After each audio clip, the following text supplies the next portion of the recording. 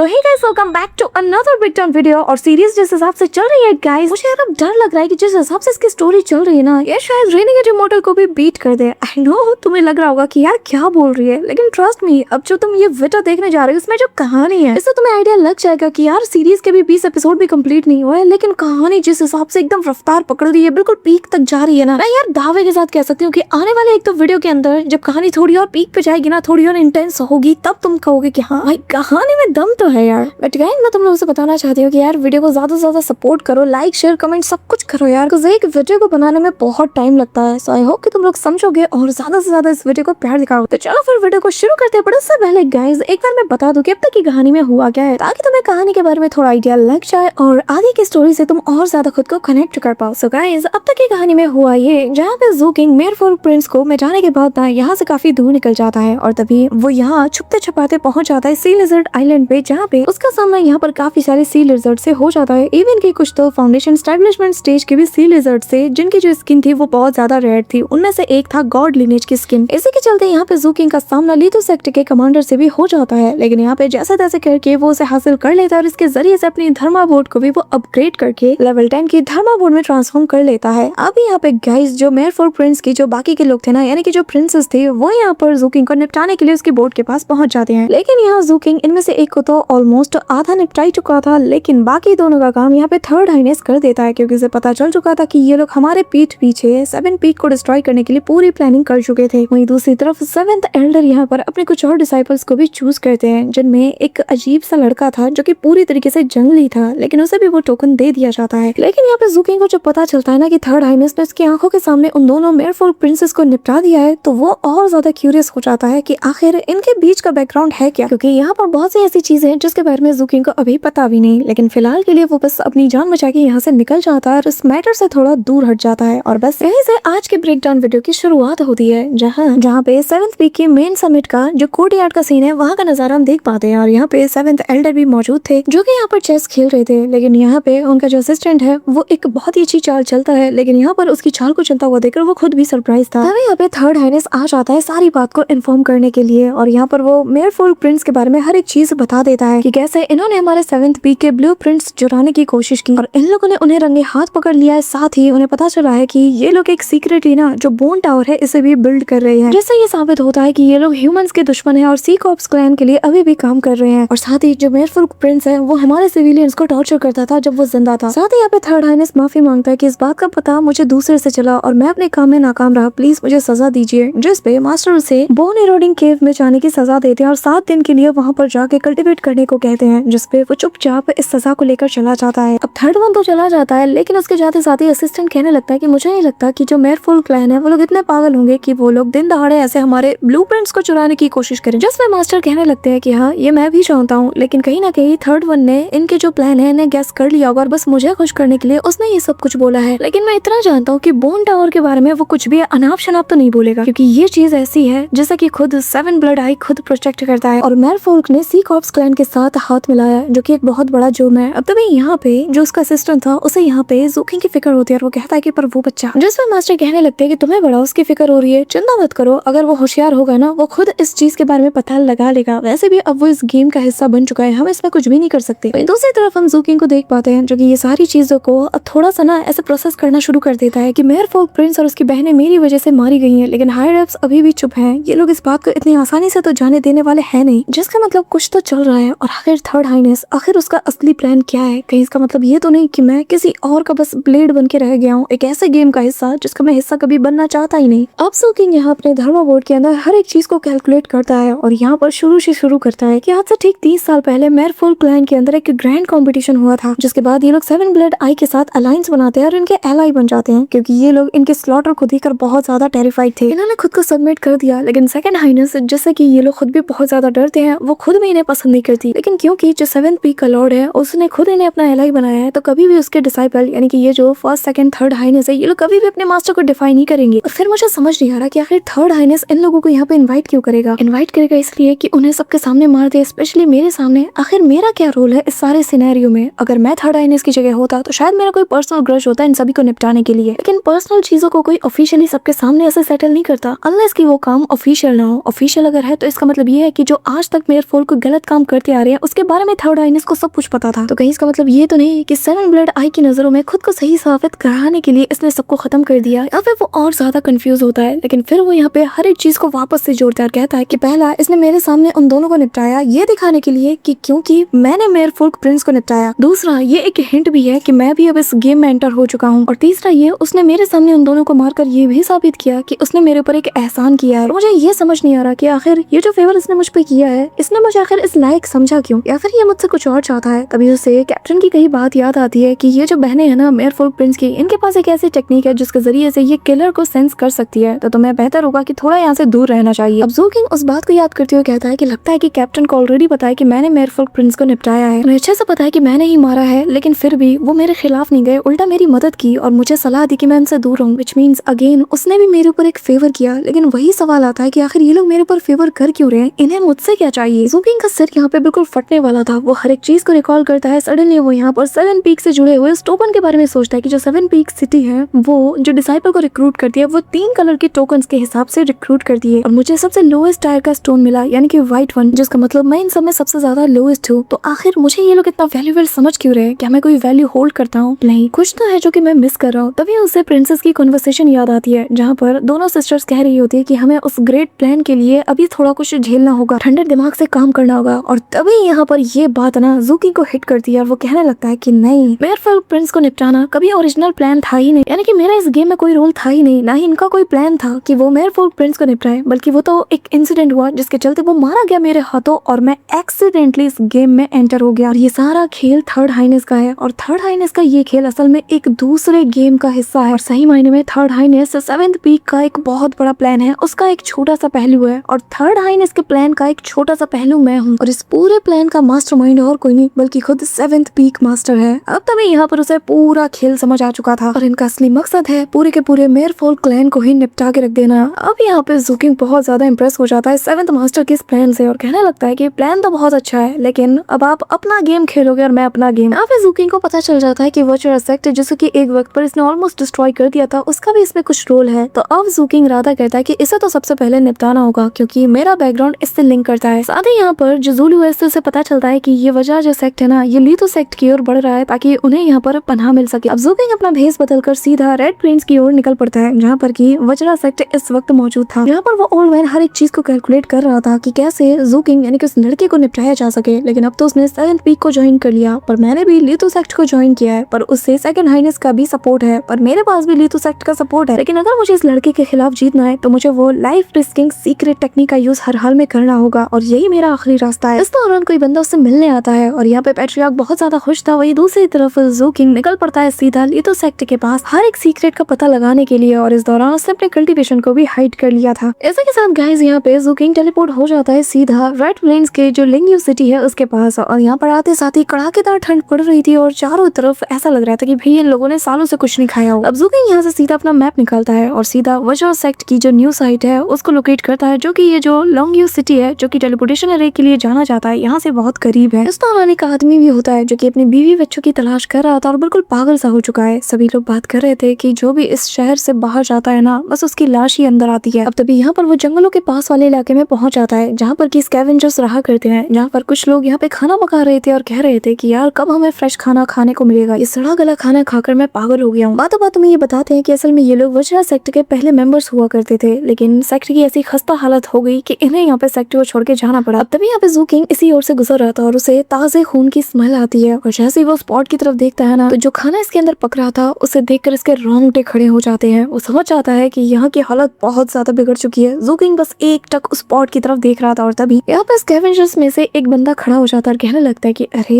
जरा देखो तो इतना ताजा खाना हमारे पास खुद चल के आया है। जैसे ही वो ज़ू किंग को खाना कहता है ना ज़ू किंग को बचपन का वो ट्रॉमा याद आता है जब यहाँ पर उसे बस खाने के लिए हंट किया जाता था, उसे दिन रात दौड़ाया जाता था बस इसलिए कि आगे चलकर उसे खाकर ये लोग अपना पेट भर सके। अब यहाँ पे दूसरा बंदा कहने लगता है कि पर ये तो एक कल्टीवेटर है ना, मतलब कि इसे खाने में और मजा आएगा। अब तभी बचपन का वो दिन वो याद करता है जहाँ पर उसका अंकल उसे मारने के लिए आगे बढ़ता है और कहने लगता है कि तुम डर क्यों रहे हो, और मुझे ऐसे मत देखो, इसमें हमारा कोई दोष नहीं क्योंकि हम रह ही ऐसे वर्ल्ड में रहे हैं जहाँ पर एक इंसान दूसरे इंसान को खाता है अपना पेट भरने के लिए। अब ज़ू किंग के हाथों में ना एक आलू था जो वो उसे देता है, लेकिन वो तो उसे अपने पैरों से रोनते हुए कहता है कि नहीं मुझे ये नहीं चाहिए, तुम्हें नहीं पता मुझे क्या पसंद है। ये कहते हुए जैसे ही वो ज़ू किंग के ऊपर हमला करता है ज़ू किंग उससे पहले से निपटा देता है। प्रेजेंट टाइम में भी वो बंदा जो कि ज़ूकिंग के ऊपर हमला करने आता है, ज़ूकिंग उसे वैसे ही रूथलेस के साथ निपटा चुका था। यहाँ पे बाकी सारे लोग भी ज़ूकिंग के ऊपर हमला करने चाहते हैं, लेकिन वो तो उन सभी को मार के लिटा देता है। और तभी हमें वजरा सेक्ट का for the first time entrance का सीन दिखाया जाता है, जहाँ पर जो बच्चे को जो डिसाइपल्स थे वो साफ सफाई कर रहे थे और ये लोग बात कर रहे थे कि यार एक लड़का जो कि सिर्फ की कंडेंसेशन स्टेज पे है, हम उससे डर रहे हैं। हमने अपनी अच्छी भली जगह छोड़ दी और यहाँ इस बर्फीले रेगिस्तान में मरने के लिए आ गए। पता नहीं हमारे एंसेस्टर को हो क्या गया है, आखिर वो उस लड़के को इतना सीरियसली ले क्यों रहे हैं, यहाँ तक कि वो उससे इतना ज्यादा डरे हुए हैं कि दूसरे जो एक्सपर्ट्स हैं उन तक को पैसे भेज रहे हैं ताकि वो लोग हमारे सेक्ट को ज्वाइन कर सके। हाँ, क्या बकवास है। इस दौरान यहाँ पे ज़ूकिंग छिपकिन की सारी बातें सुन रहा था। कुछ दिन ऐसे ही बीत जाते हैं और तभी ज़ूकिंग को पता चलता है कि ये लोग एक फाउंडेशन एस्टेब्लिशमेंट के जो एल्डर हैं उन्हें इनवाइट करने के लिए पहुंच चुके हैं। लेकिन ये लोग तो मजाक उड़ा रहे थे कि की कंडेंसेशन के लड़के को मारने के लिए एक फाउंडेशन एस्टेब्लिशमेंट के एक्सपर्ट को बुलाया जा रहा है, जबकि हमारे एंसेस्टर ऑलरेडी स्टेज पे हैं। क्या बकवास है, कितनी शर्मनाक है यार, एक मामूली से लड़के को मारने के लिए इस हद तक की तैयारी और इतना ज्यादा ये लोग डरे हुए हैं। छी छी छी छी। वहीं दूसरी तरफ जो वर्चुअल सेक्टर का पैट्रियार्क है यानी कि वो ओल्ड मैन, वो तो यहाँ पर ड्रैगन व्हील पिल को रिफाइन करने में लगा हुआ था, क्योंकि जैसे ही उसका दोस्त जो कि फाउंडेशन एस्टेब्लिशमेंट स्टेज पे है वो यहाँ पर आकर यहाँ की जिम्मेदारी संभालेगा, तभी वो सेक्युलेशन में जाकर इस पिल को अपनी बॉडी में रिफाइन करना शुरू कर देगा। और उसे यकीन था एक बार उसने इसे ले लिया ना तो उसकी जो मिस्टिक ब्रिलियंट स्टेट है वो वापस से एक्टिवेट हो जाएगी और वो पहले से ज्यादा स्ट्रॉन्ग बन जाएगा। और तभी वो कहने लगता है कि पर मैंने पुराने कहानियों में पढ़ा है, जब भी हम किसी ऐसे इंसान को निपटाने के लिए तैयारी करते हैं वो बंदा बिल्कुल सही मोमेंट पे आकर सब कुछ बिगाड़ के रख देता है, लेकिन मेरी कहानी में ऐसा नहीं होगा। लेकिन तभी अचानक से ये जगह कहाँ पड़ती है, वो फर्नेस जिसके अंदर वो पिल रिफाइन हो रहा था ना वो पूरी तरीके से लुढ़क जाता है। चारों ओर सभी लोग चिल्ला रहे थे कि दुश्मन ने हम पे हमला कर दिया है। और जैसे पैट्रियार्क बाहर आता है तो यहाँ के ऊपर जो बैरियर लगाया गया था ना वो पूरी तरीके से शैटर्ड हो चुका था। ये देखकर सभी लोग हैरान थे और इस दौरान हम ज़ूकिंग को देख पाते कि जो कि यहाँ पर ताइकांग ब्लेड इंटेंट को एक्टिवेट कर चुका था। उसे देखते साथ ही पैट्रियार्क कहने लगता है कि ये वही लड़का है। अब यहाँ दीवार के पीछे छिपे सारे डिसाइपल्स जब सुनते हैं ना कि ये वही लड़का है तो इन्हें यकीन हो जाता है कि भाई ये वही लड़का है वाकई में जिसके बारे में हम पैट्रियार्क से दिन रात सुनते हुए आ रहे थे। हमें लग रहा था कि ये कोई फैंसी फेरी टेल की कहानी है, लेकिन वाकई में ये लड़का तो एग्जैक्टली वैसा ही खतरनाक है जैसा कि पैट्रियार्क ने बताया था। और ये जो टेक्निक ये यूज कर रहा है कि की कंडेंसेशन क्या बंदा कर सकता है, मुझे तो डर है कि ये की कंडेंसेशन पे है भी नहीं। यहाँ पे ज़ूकिंग का ब्लेड इंटेंट सीधा उसके ऊपर गिरता है। यहाँ पैट्रियार्क अपने आसपास गोल्डन बेल को एक्टिवेट कर लेता है, लेकिन उसके गोल्डन बेल को शटर करते हुए वो उसे काफी दूर पटक देता है। यहाँ पे पैट्रियार्क समझ चुका था कि ये तो 9th लेवल ऑफ की कंडेंसेशन स्टेज पे है, लेकिन ज़ूकिंग यहाँ पे आते साथ ही इसकी मार लगाना शुरू कर देता है। और यहाँ पैट्रियार्क कहने लगता है कि ये तो बिल्कुल मेरे कहानियों के प्रोटैगनिस्ट की तरह है, ये तो बिल्कुल वैसा ही है। अभी तो कुछ दिन पहले मैंने सुना था कि ये 6th लेवल पे और आज 9th लेवल पे। ऐसा लग रहा है कि ये कल्टीवेशन ऐसे करता है जैसे कि ग्लास से पानी पी रहा हो। अब तभी वो यहाँ पर काफी सारे स्वॉर्ड आर्ट के जरिए से उसके ऊपर हमला करता है, लेकिन यहाँ पर वो भी अपने वाटर ड्रैगन के जरिए से उसके अटैक को नलीफाई कर देता है। इनके बीच क्रॉस कॉम्बैट चल रहा था और यहाँ पे ज़ूकिंग बहुत ही अच्छे से इसके साथ फाइट कर रहा था। और तभी वो समझ आता है कि इसकी जो फाउंडेशन एस्टेब्लिशमेंट बॉडी है वो इस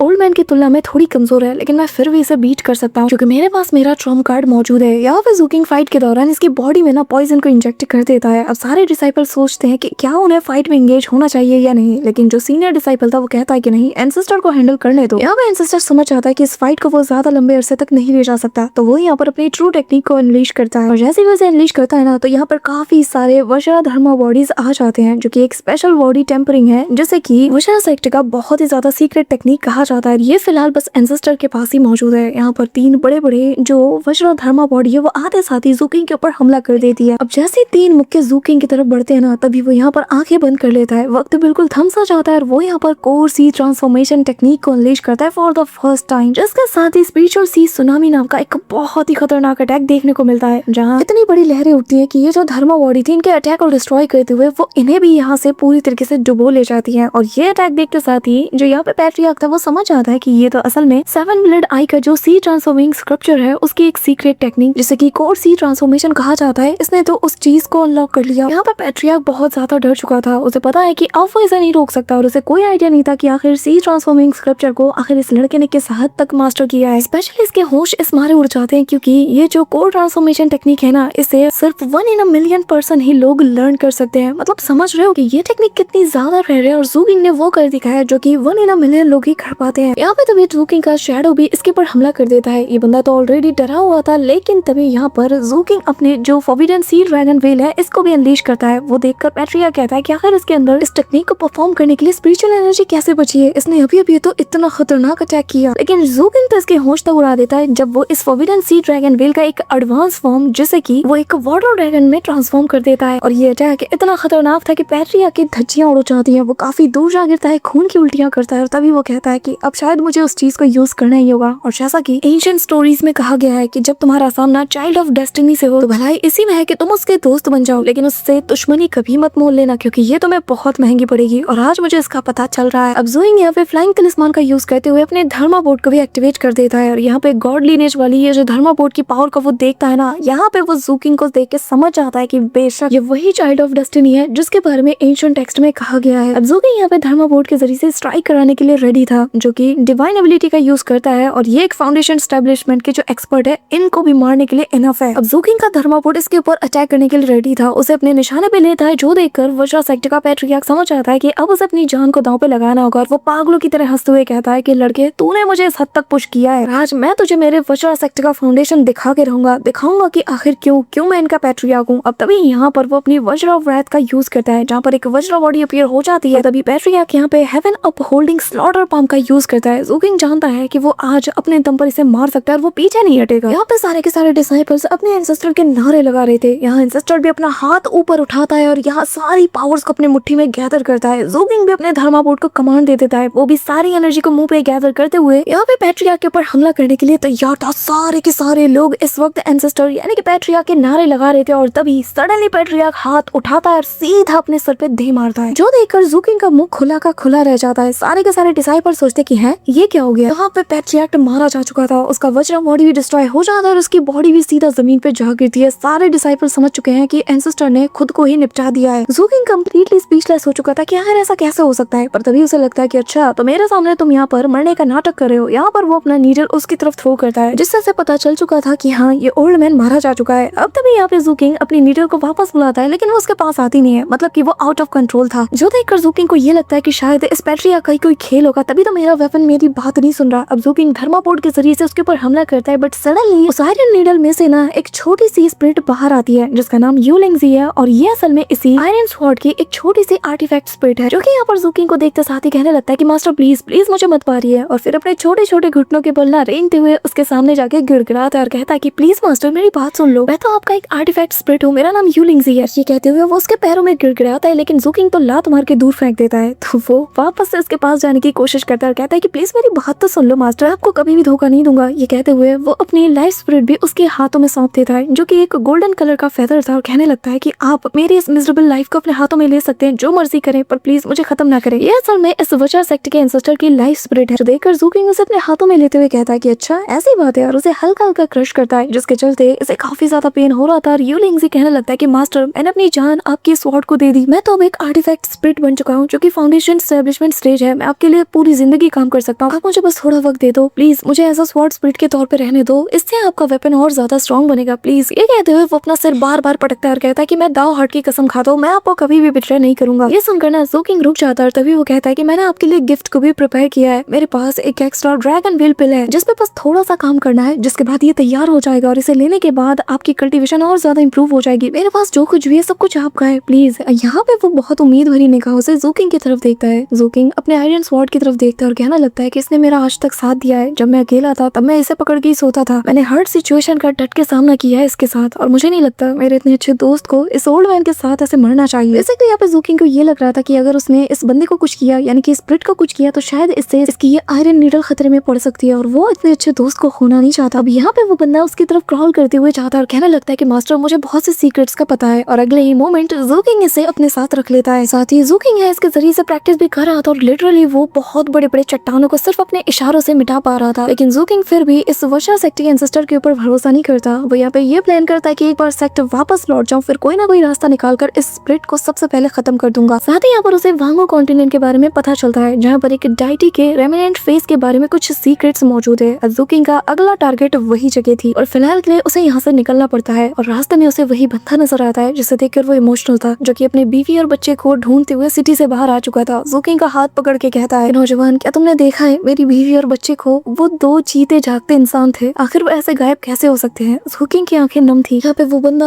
ऑलमोस्ट बिल्कुल मरने तक जम चुका था, लेकिन ज़ूकिंग उसके अंतिम वक्त में उसे सच नहीं बताता। क्या बताए कि उसकी बीवी और बच्चों को खा लिया गया है, तो वो उसे कहने लगता है कि वो लोग तो सिटी में वापस चले गए हैं। तो सुनकर वो बंदा थोड़ा सा स्माइल करता है और कहता है कि क्या वो लोग शहर वापस चले गए, तो मतलब कि वो लोग वहाँ पे सेफ है ना? वो बंदा जैसे स्माइल करता है तभी उसकी मौत हो जाती है। अब मरने से पहले पहले यहाँ पर जो लोग थे ना, ज़ूकिंग यहाँ पर इनका अंतिम संस्कार कर देता है और जाते हुए बस यही कहता है कि अगर इस क्रूअल वर्ल्ड में सरवाइव करने के कोई चांसेस है तो मैं थोड़ा अच्छे से जीना चाहता हूँ, और अगर मेरे जीने के चांसेस है, मैं अगर अच्छे से जी सकता हूँ, तो मैं चाहता हूँ कि बाकी सब लोग भी जो मारे जा चुके हैं वो लोग भी मरने के बाद सुकून से रहें। ये कहते हुए वो यहाँ रेड प्लेन से निकल पड़ता है। अब यहाँ पे ज़ूकिंग सबसे पहले घर वापस जाता है, यानी कि 7 पीक सिटी में, वहाँ से कुछ तैयारी करनी थी। उसके बाद ही वो यहाँ पर वापस से वो वुइंग कॉन्टिनेंट की तरफ बढ़ेगा। अब यहाँ पे वो मार्केट में मौजूद था, इस वक्त अपनी ड्यूटी कर रहा था, और यहाँ पर मार्केट में काफी सारे लोग 7th पीक में होने वाले इस कंपटीशन के बारे में बात कर रहे थे कि आखिर ये कब होगा और कौन कौन इसमें पार्टिसिपेट कर रहा है। और ज़ूकिंग ये सुनकर समझ आता है कि उसने बिल्कुल सही गैस किया था। ये सब कुछ जो कुछ भी ये प्लानिंग स्कीम्स जो भी चल रही है ना, ये सब कुछ मेरफोल्क रेस की तरफ एम किया गया है। और ज़ूकिंग को यहाँ पर एक बिज़ार सी ऑरा फील होती है, और जिसे फील करते हुए वो एक घर के छत के ऊपर पहुंच जाता है, जहाँ पर हम उसी जंगली बच्चे को देख पाते हैं जो कि यहाँ पर बहुत से ऐसे वांटेड क्रिमिनल्स थे, उन्हें निपटाने में लगा हुआ था। तभी यहाँ पे ज़ूकिंग को समझ नहीं आ रहा था कि आखिर इस बंदे से मुझे ये ऑरा क्यों फील हो रही है। इस दौरान कैप्टन का उसे मैसेज आता है, और जैसे वो डिपार्टमेंट में वापस जाता है तो कैप्टन उसे एज अ वाइस कैप्टन कहते हुए इसका स्वागत करते हैं। जहाँ पे सुनकर तो ज़ूकिंग भी शॉक्ड था, और तभी कैप्टन कहता है कि हाँ, अपना डिवाइस चेक करो। और यहाँ पर उसे फाइनली पता चल जाता है कि उसकी कमाल की परफॉर्मेंस के चलते जो प्रोफाउंड डिवीजन स्क्वाड 6 है, उसका वाइस कैप्टन के तौर पर उसे चूज किया जाता है। इवन की जो उसका कंट्रीब्यूशन पॉइंट्स, जो कि उसकी सैलरी थी, वो भी इंक्रीज होकर अब 6000 कंट्रीब्यूशन पॉइंट्स हो चुकी है। अभी कैप्टन बताने लगता है कि हाँ बिल्कुल, ये तुम्हारा रिवॉर्ड है यार, तुमने नाइट ऑफ स्क्वाड को पूरी तरीके से मिटाने के लिए अपनी जी जान लगा दी, तो तुम्हारा कैप्टन होने के नाते क्या मैं तुम्हारे प्रमोशन के लिए नहीं लड़ सकता। उसके बाद कैप्टन बताने लगते हैं कि खैर ये सारी बातें हम बाद में करेंगे, लेकिन तुम्हें भूलना नहीं है कि 7th पीक कंपटीशन अब बहुत ही जल्द होने वाला है, और इस कंपटीशन का मेन टारगेट ही मेरफोल्क रेस के लोग हैं। तो समझ रहे हो ना, हमारे पास बहुत बड़ी अपॉर्चुनिटी है, क्योंकि लास्ट टाइम सेकंड हाईनेस ने 10 फाउंडेशन एस्टेब्लिशमेंट की जो पिल्स थी उन्हें स्नैच किया था, और जिनकी कीमत 1 लाख स्पिरिट स्टोन्स के इक्वल है। तो बताओ कैप्टन ज़ू, क्या तुम मेरे साथ चलना चाहोगे, थोड़ा अमीर बनना चाहोगे? क्योंकि तुम्हारे कैप्टन के पास पता है सारी चीजों का, और स्पेशली जब बात ट्रेजर्स की हो तो तुम्हारे कैप्टन से बेहतरीन खबरी कोई नहीं, और बात अगर मेरफोल्क रेस के लोगों के ट्रेजर्स की हो तो मुझसे बेहतरीन शायद ही कोई हो जिसे किसके बारे में पता हो। अब तभी यहाँ पे ज़ूकिंग समझ आता है कि भाई कैप्टन को कैसे खुश करना है, तो वो उसे एक स्ट्रेंज टाइप का फ्रूट देता है, जो कि दिखने में कटहल यानी कि जैक फ्रूट जैसा था, लेकिन यार मुझे इसका नाम याद नहीं आ रहा, क्या कहते हैं अपने में। अगर तुम्हें इसका इंग्लिश या हिंदी ना पता हो तो कमेंट में जरूर बताना। अब यहाँ पे जैसे वो कैप्टन को देता है ना, जो कि 1 नंबर का भुक्कड़ है, वो तो भाई इस फ्रूट में ऐसे पिघल जाता है, कहने लगता है कि समझदार हो रहे हो। तभी यहाँ पे वही न्यू वी आ जाता है, कैप्टन कहने लगता है कि अरे हाँ, हम तो अपने न्यू वी को तुमसे मिलाना भूल ही गए। अब जबकि तुम वाइस कैप्टन हो तो कैप्टन का ये फर्ज है कि न्यू मेंबर्स को अपने वाइस कैप्टन से मिलाया जाए। अब यहाँ हम देख पाते कि ये वही बंदा है, यानी कि वही जंगली बंदा है जैसे कि टोकन देकर सेक्ट के अंदर लाया गया था। कैप्टन बताते हैं कि वैसे ये गूंगा है, पता है ये कुछ बोलता नहीं, लेकिन इसका कोई नाम भी नहीं है, इसीलिए थोड़ा जंगली है ना, तो मैंने इसे वुल्फी नाम दिया है, और आज से हम इसे वुल्फी बुलाएंगे। अब यहाँ पे वो बंदा आगे आता है, जिसे देखते साथ ही ज़ूकिंग समझ आता है कि ये वही बंदा है जिसकी ऑरा को भी थोड़ी देर पहले मैंने फील किया था। यहाँ पे तभी वुल्फी जैसे ही ज़ूकिंग की तरफ देखता है ना, उसके शैडो की तरफ, तो उसे दिखाई देता है कि इसके पीछे एक बहुत बड़ा मॉन्स्टर है, यानी कि इसके पास बहुत ज्यादा ताकत है, और यहाँ शैडो को देखते साथ ही वो डर के मारे घिस आता है। ज़ूकिंग समझ चुका है कि इसने इसके शैडो को देख लिया है, तो वो यहाँ से निकलने की फिराक में था। तभी यहाँ पे कैप्टन उसे एक टोकन देते हुए कहने लगते हैं कि इसे जरा देख लेना, 7 पीक का जो कंपटीशन है उसके रिलेटेड जो भी इंटेल है वो सब कुछ तुम्हें इसमें मिल जाएगा। ज़ूकिंग इसे लेते साथ ही चला जाता है, और यहाँ वो जो वुल्फी था वो उससे डर के मारे और दूर खिसकने लगता है। अब इसके ज्यादा साथ ही कैप्टन उससे कहता है कि तुम मुझसे कभी भी मिले नहीं हो, है ना। यहाँ पे वो अपने सिर को ना में हिलाता है। तभी कैप्टन कहने लगता है कि अच्छा, तुम मुझसे कभी मिले नहीं, लेकिन फिर भी इतना उससे डर रहे हो, और मुझसे